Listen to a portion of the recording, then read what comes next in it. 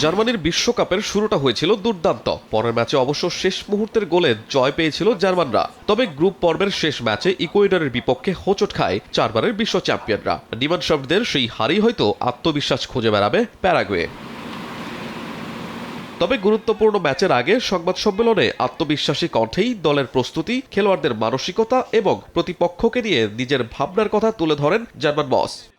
বিশ্বকাপের নকআউট পর্বের এটি আমার প্রথম ম্যাচটি নিয়ে আমি খুবই উচ্ছ্বাসিত। গত কয়েকদিন দলের খেলোয়াড়দের মধ্যে জয়ের যে তীব্র আকাঙ্ক্ষা দেখেছি তাতে আমি আশাবাদী। ম্যাচটি দারুণ হতে চলেছে। অন্যদিকে প্যারাগুয়ের বিশ্বকাপ অভিযানটা শুরু হয়েছিল স্বাগতিক যুক্তরাষ্ট্রের কাছে বড় ব্যবধানে হারে। নকআউটে এবার লড়াইটা টুর্নামেন্টের অন্যতম শক্তিশালী দলের বিপক্ষে। তবে নিজেদের সামর্থ্য ও পরিকল্পনার ওপর পূর্ণ আস্থা রাখছেন কোচ গুস্তাভো আলফারো। একই সঙ্গে ম্যাচের কৌশলেও কিছু পরিবর্তনের ইঙ্গিত দিয়েছেন এই কোচ।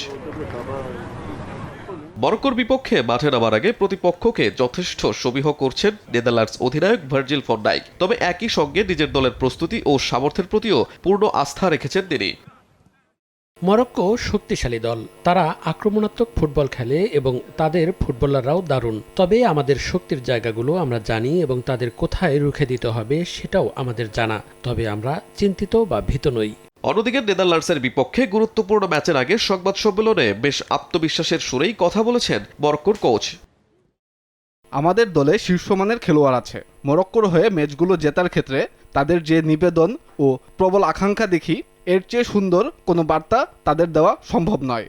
প্যারাগুয়ের বিপক্ষে এখন পর্যন্ত দুবারের দেখাই কোনো হার দেখেনি জার্মানি। প্রথম দেখাই 2002 বিশ্বকাপের শেষ ষোলোতে 1-0 গোলের জয়ে কোয়ার্টার ফাইনালে উঠেছিল জার্মানরা। এরপর 2013 সালের একটি প্রীতি ম্যাচে দুই দলের লড়াই শেষ হয় 3-3 গোলের ড্রয়ে। অতীতের সেই ইতিবাচক স্মৃতি এবারও আত্মবিশ্বাস যোগাতে পারে জার্মান শিবিরকে। অন্যদিকে বিশ্বকাপের আসরে একবারই নেদারল্যান্ডসের মুখোমুখি হয়েছিল মরক্কো। 1994 বিশ্বকাপের সে ম্যাচে ডাচরা জিতেছিল 2-1 ব্যবধানে।